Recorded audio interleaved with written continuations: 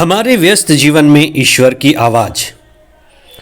आकाश में पक्षी उड़ते हैं और इन उड़ने वाले पक्षियों का अलग स्वभाव है। उनका उड़ना स्वभाव है। पानी में मछली रहते हैं और तरह तरह के जलचर रहते हैं। विशेष करके मछलियों का पानी में तैरना एक अलग स्वभाव है। मछली आकाश में नहीं उड़ते, वे तो पानी से भी बाहर नहीं आते। उनका एक अपना अलग स्वभाव है। वैसे ही मनुष्य का अलग स्वभाव है। दिव्यता मनुष्य का स्वभाव है। मनुष्य को ईश्वर ने अपने प्रतिरूप में बनाया है। मनुष्य में ईश्वर ने अपना आत्मा उतारा है, अपने प्राण फूंक दिए हैं। और यही आत्मा, चेतना, बोध मनुष्य को दूसरे जीवों से अलग बनाता है।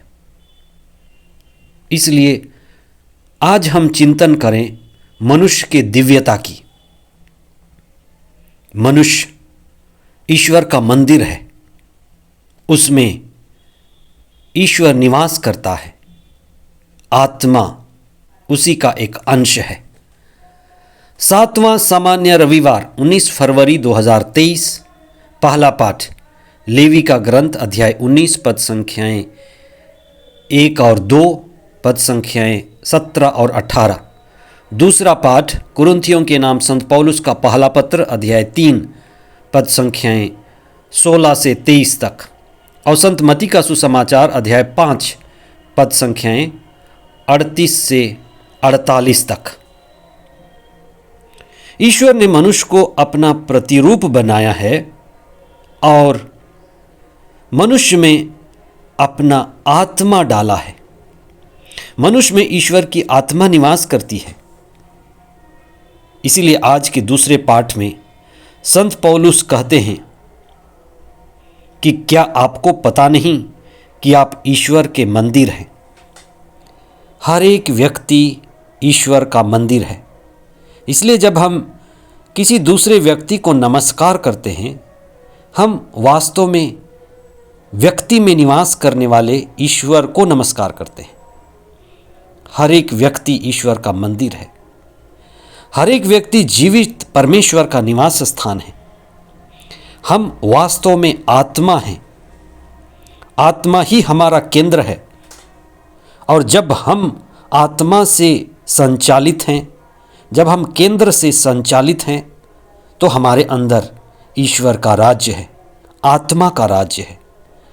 संत पौलुस कुरिन्थ के लोगों के साथ साथ सभी को ये ईश्वरीय ज्ञान देते हैं और ईश्वरीय शिक्षा की बात बताते हैं कि सभी के अंदर ईश्वर का आत्मा निवास करता है। और इस चेतना को हमें आगे बढ़ाना है, इसे गहरा करना है कि हर एक व्यक्ति में ईश्वर की उपस्थिति है। जो व्यक्ति हकीकत में आत्मा केंद्रित है, ईश्वर केंद्रित जीवन बिताता है, वह विनम्र जीवन बिताता है। वह सिर्फ प्रभु पर ही गर्व करता है, अपने शरीर पर नहीं, अहंकार पर नहीं, अपनी चीज़ों पर नहीं, लेकिन प्रभु पर। जो प्रभु पर गर्व करता है वह व्यक्ति धन्यवादी व्यक्ति है। सब चीज़ के लिए ईश्वर को धन्यवाद देता है, छोटे बड़े सब चीज़ के लिए, क्योंकि ईश्वर ही दाता है, ईश्वर देने वाला है। इसीलिए जो व्यक्ति अहंकार रहित है और जिसका प्रभु पे दृढ़ विश्वास है, गहरी श्रद्धा है, वह ईश्वर से संयुक्त होकर जीवन बिताता है। वह व्यक्ति प्रार्थना करता है, धैर्यवान है, मौन होकर प्रभु की आराधना करता है। प्रभु में सच्ची श्रद्धा रखना ही वास्तव में धार्मिकता है। प्रभु पर श्रद्धा ही ईश्वर प्रेम है। आज का सुसमाचार पर्वत प्रवचन के 8 आशीर्वचन का हिस्सा है। इस शिक्षा को हम नई शिक्षा भी कहते हैं। इसीलिए यह कथन बार बार आता है। प्रभु ईसा कहते हैं, तुमने सुना है, पुराने व्यवस्थान में पूर्वजों के द्वारा ये कहते हुए सुना है, हत्या मत करो, चोरी मत करो और कई तरह। पर प्रभु कहेंगे पर मैं तुमसे कहता हूँ, ये मैं तुमसे कहता हूँ ईगो एमी है।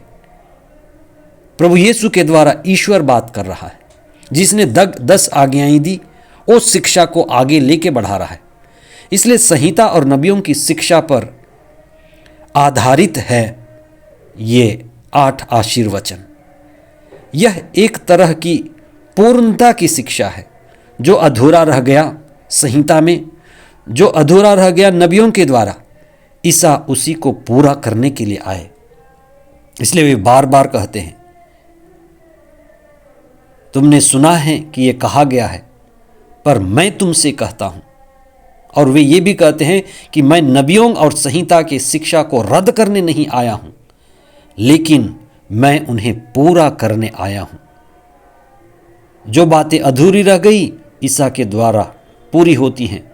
जो बातें हम नहीं सुन पाए थे, ईसा उसे हमें सुनाते हैं, स्पष्ट करते हैं। आध्यात्म स्पष्टता है, स्पिरिचुअलिटी इज क्लैरिटी। ईसा ने हिंसा रोकने की गहरी बात बताई। तुमने सुना है कि कहा गया है आंख के बदले आंख, दांत के बदले दांत, पर ईसा कहते हैं कि तुम घृणा मत करो, बदला मत लो। ईसा की नई शिक्षा कहती है कि सभी से प्रेम करो, अपने शत्रुओं से भी प्रेम करो, शत्रुओं के लिए प्रार्थना करो, जो अत्याचार करते हैं उनको प्रभु को समर्पित करो। क्योंकि जो शत्रु है, जो अत्याचारी है, वह कोई और नहीं, तुम्हारा ही भाई है, तुम्हारी ही बहन है। फरीसियों के लिए, शास्त्रियों के लिए, यहूदियों के लिए पड़ोसी का अर्थ है दूसरा फरीसी, दूसरा शास्त्री, दूसरा यहूदी। पर आज की दुनिया में हर एक धर्म, हर एक भाषा, हर एक जाति के लोग वास्तव में एक ही हैं। एक ही जाति है, मनुष्य जाति। हमें उसी को बढ़ावा देना है। और वास्तव में ईसा की नई शिक्षा वही कहती है, न यहूदी न गैर यहूदी, लेकिन सब एक, प्रभु में एक, न स्वतंत्र न दास, सब प्रभु के हैं। जितने भी विभाजन के द्वार हैं, जितने भी विभाजन के दीवार हैं, जितने भी विभाजन के रास्ते हैं, लकीरें हैं, हमें सबको मिटाने की कोशिश करना है। अब प्रभु में एक होना है। हे सर्वशक्तिमान पिता ईश्वर, तूने प्रभु यीशु को इसलिए भेजा कि वे सारे विभाजन के दीवार गिरा दे। हम सभी पिता ईश्वर की संतान हैं, हम सभी ईश्वर के हैं और सब ईश्वर का है। हम वही भाव और वही अनुभव कर सके कि ये सारा संसार ही परिवार है, वासुदेव कुटुंबकम। हे प्रभु, हमारे इस संसार को एक परिवार में जोड़ दीजिए, सारे मतभेद मिट जाएं, हम प्रभु के प्रेम में और प्रभु के आत्मा में जुड़ जाएं। आमीन।